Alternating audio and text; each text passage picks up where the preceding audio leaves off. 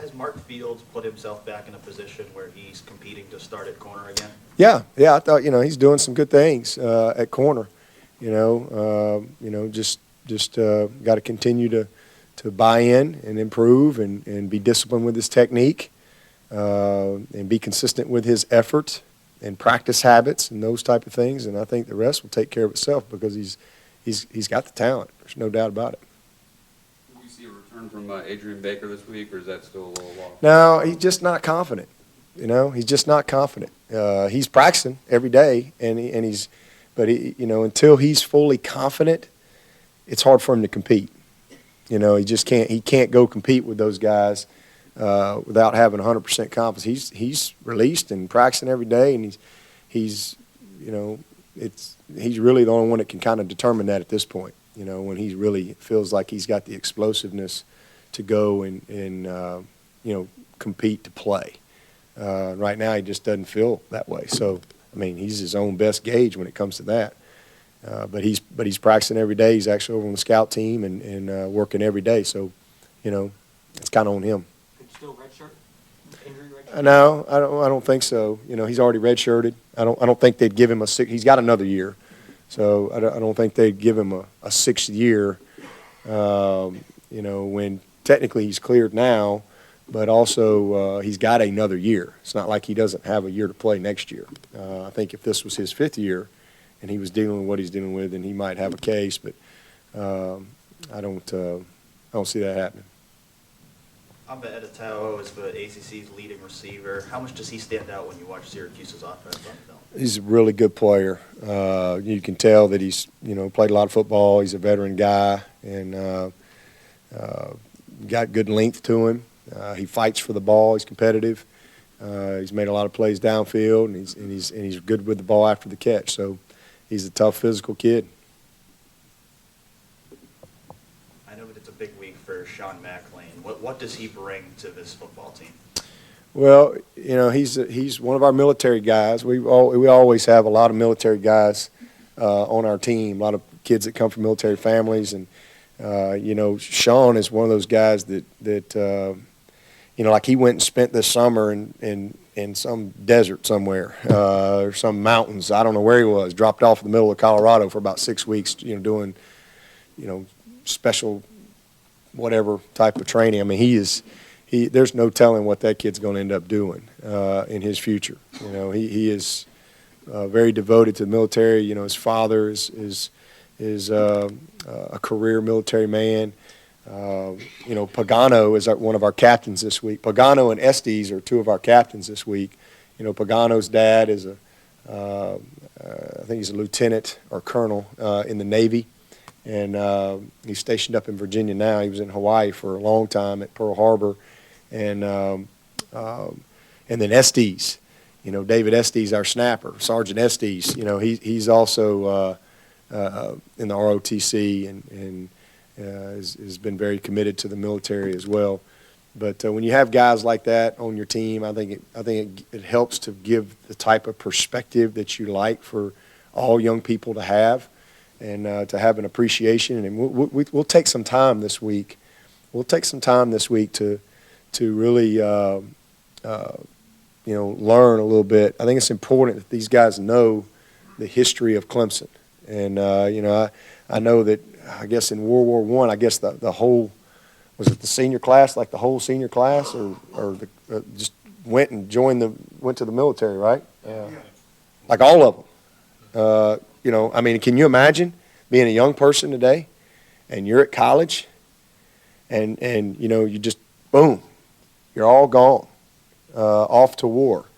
And what a privilege it is that we have here for these guys to go to school, to play football, because of the sacrifice of so many, and the service and that call to serve to serve the country. It's pretty special, and the heritage here at Clemson. I think we were like, it was like Army and that had more people serve than Clemson.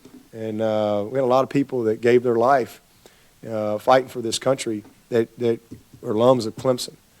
And a lot of young people that gave up college and their dreams, just like All these guys have these goals because there was a bigger cause that they had to go. They had to go serve, and for us today in 2016, and so I think it's important because again we play in Memorial Stadium.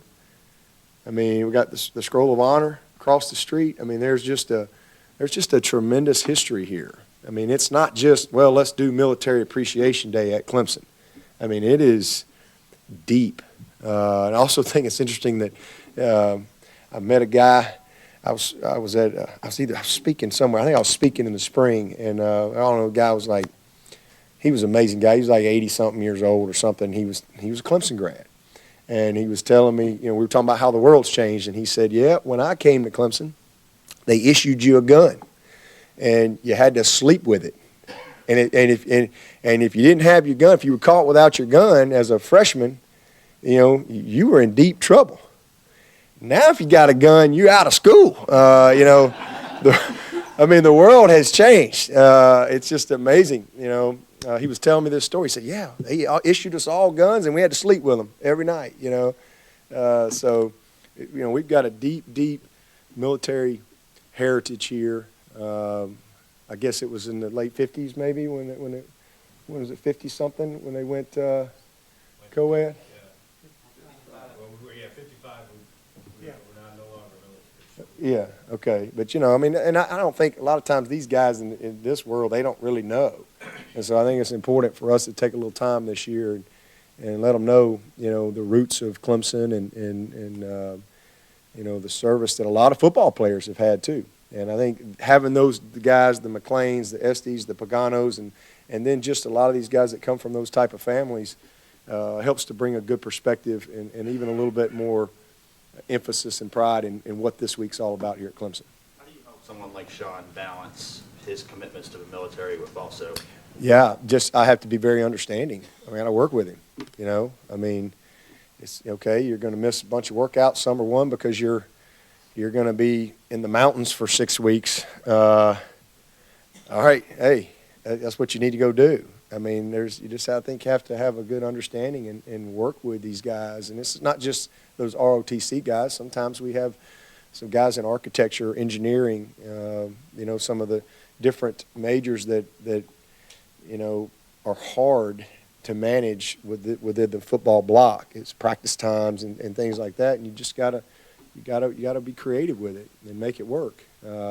Same thing if you got a guy playing another sport, like we had with Kyle Parker. We had to, me and Jack had to get together and work together and figure it out to because it was what he wanted to do, and it was opportunity. He could really help that team, and so you just gotta communicate and be on the same page and try to help them be successful in what they're trying to do long term in life. That's really what our program's all about, is how can we help these guys be successful for the long term and equip them and empower them, not entitle them, but empower them to be successful when they leave here. And whether it's a walk-on guy like Sean McLean, who has been a great contributor to our football team, shows up for practice, grind. He's a senior on the scout team that comes every day with a smile on his face and tries to be the best he can be, or it's a guy like Christian Wilkins who shows up at your house in a Power Ranger outfit last night.